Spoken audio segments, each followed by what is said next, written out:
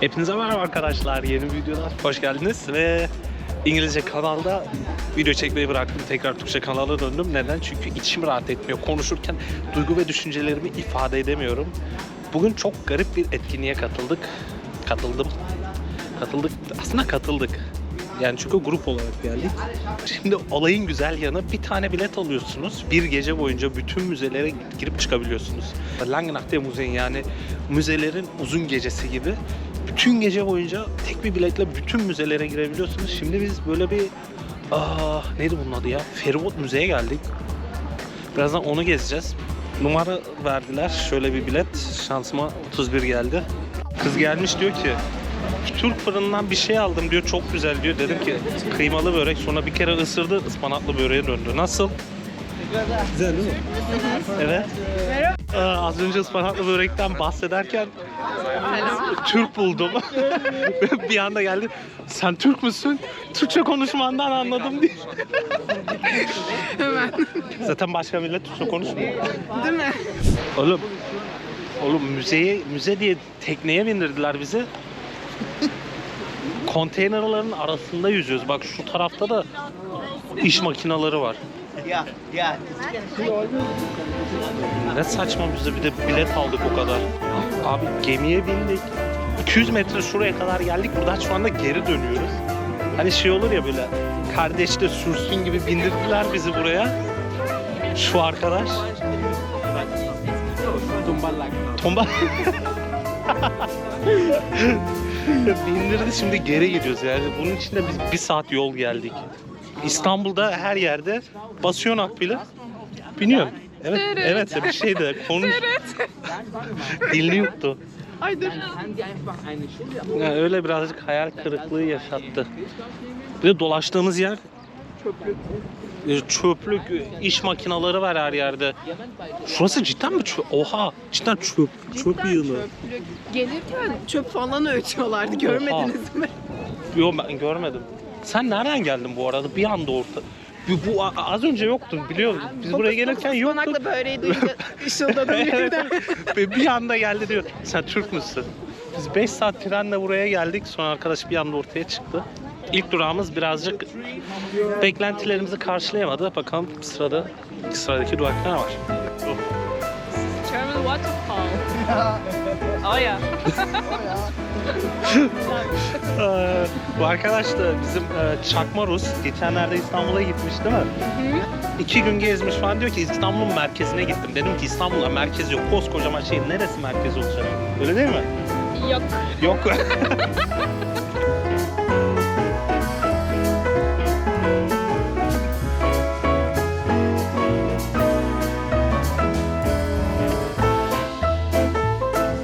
Evet, şu anda 3. durağımızdayız. 2. durağımı çekmedim çünkü teleskoplu bir yere gittik. Hava bulutlu olduğu için hiçbir şey göremedik ve içeride hayvan gibi insanlar vardı. O yüzden bir sürü sıra bekle. Eninde sonunda her şey boşa gitti.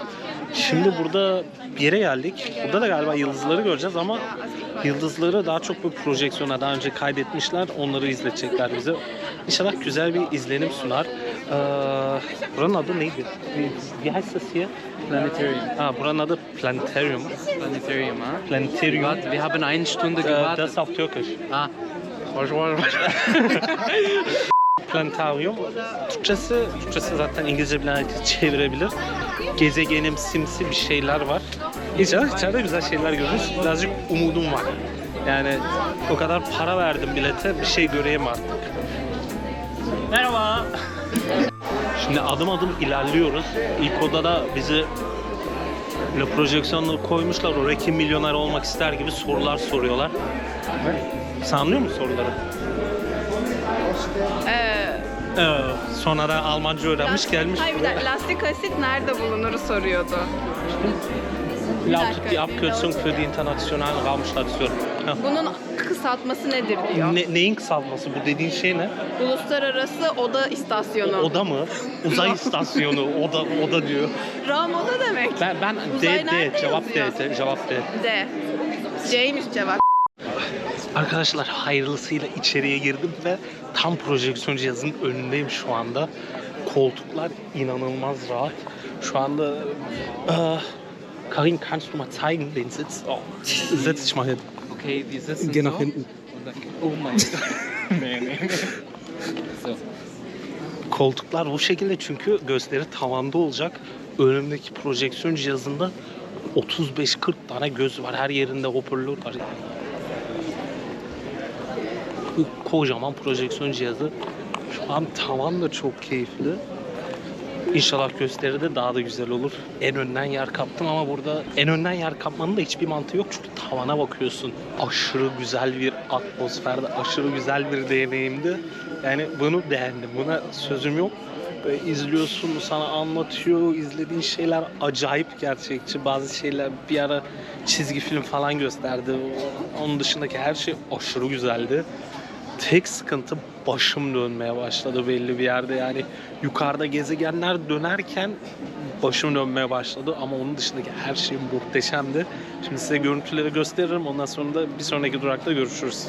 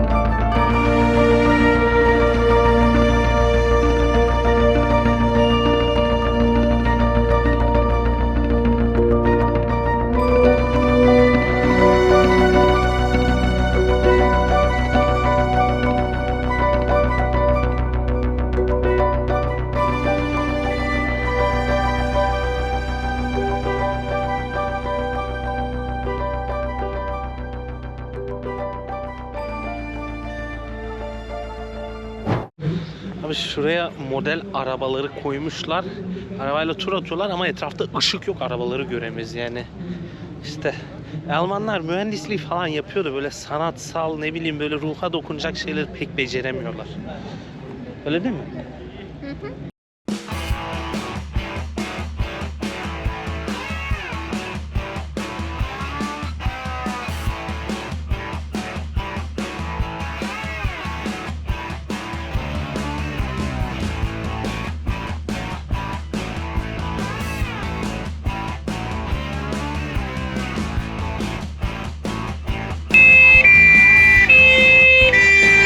Burada böyle bir yer ayarlamışlar. Klasik arabalara biniyorsunuz ya. Burada 20 metre bir sıra var ya. Onu beklerseniz buradaki klasik arabalara binip 5 dakikalık tur atabiliyorsunuz. Abi araba çok güzel bu arada. Aha bir tane daha.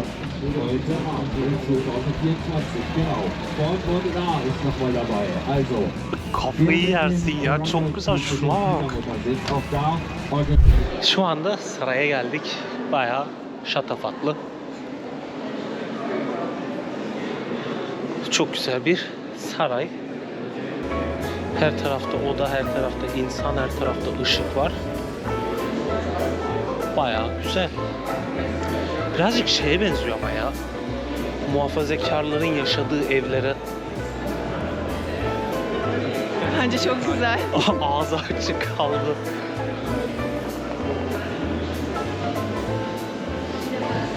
Şimdi burada 5 dakikadır sıra bekliyoruz. Herkes bir odaya kafayı sokuyor, çıkarıyor. Biz de sokup çıkaracağız ama hayatımızda ne değişecek? Konuş. Aha, konuşayım. Kamerayı kapatınca susmuyor. Ispanaklı böyle konuşunca böyle. Kamerayı açınca da anca ıspanaklı börek diyor. Ispanağı eksik börek. Buranın da pek bir esprisi yok. Ha şey yazıyor. Bayram. Ne yazıyor ben göremiyorum. Başbakanın ofisi yazıyor. Güzel meyve suları var. Meyve suları parasız mıdır başbakana? Mesela şuradakilerden bahsediyor. Anam gibi düşündüğüm zaman, bir Türk ev hanımı olarak düşündüğüm zaman tek derdim şu bir sürü avize var ya. Nasıl toz alınacak bunların? 4 tane avize dikmişler tepeye, hepsi de boncuklu. Bunun tozlarıyla, pisliğiyle kim uğraşacak? Yemin ediyorum kar namusu hiçbir şey kalmamış. Cıvıl cıvıl resmetmişler tavana. Umarım YouTube videoya engel atmaz bunları size gösterdiğimde ama işte her şey ortada milletin.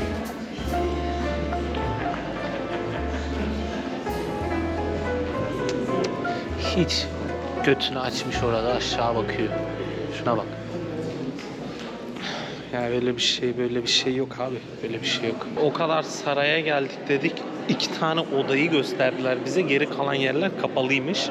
Bu arkadaş da yukarı çıkacaktı. Yukarıya da sadece personele çıkarıyorlarmış. O da üzgün. Haksızlık. Ha bak ilk defa konuştu. Evet, gelelim kuru fasulyenin faydalarına. Sanat müzesine geldik. Müzelerde hayatımda en sevdiğim şey sanat eserlerine bak. Mesela şuna.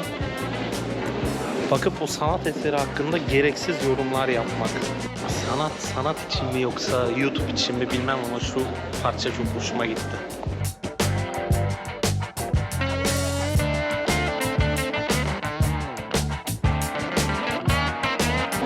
Bütün 200'lü insanların uğruna yapılmış bir çalışma.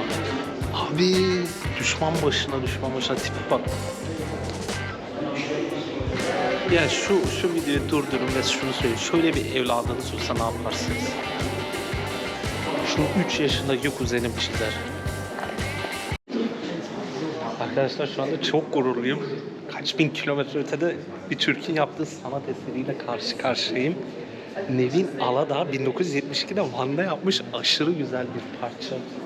Halıları toplamış, kesmiş. Yani boyaya gerek yok. Halıyla yaparsın. Arkadaşlar bak şu an arkamda ışık var. Şuraya benim gölgemi veriyor ama arkamda kimse olmamasına rağmen orada üçüncü bir kişi var ve kulaklıktan o adamın sesini duyuyorum. Bu güzel bir bebeğim. Yani bu sanat diyebilirim. Yani burada biraz düşünmüşler. Oturduğunuz zaman da sırtınıza bir alfabeli bir yazı yazıyorlar. Alfabeyle bir yazı. Neyle yazacaklar sanki? Belediye binasının altında bulunan bir sığınak. Şu anda oraya giriyoruz. Şuradan aşırı iğrenç bir koku vuruyor. Burası belediye binasının Dünya Savaşı'ndan bir şey olduğunda saklanmak için kullandıkları sığınak. Yılda 4 kere 5 kere çok nadir bir şekilde açıyorlar. Aşırı rutubet kokuyor.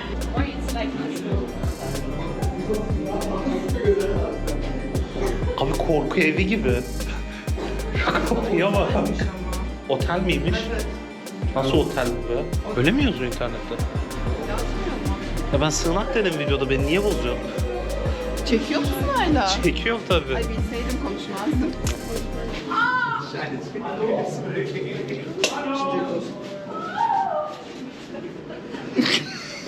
Biri öldü herhalde.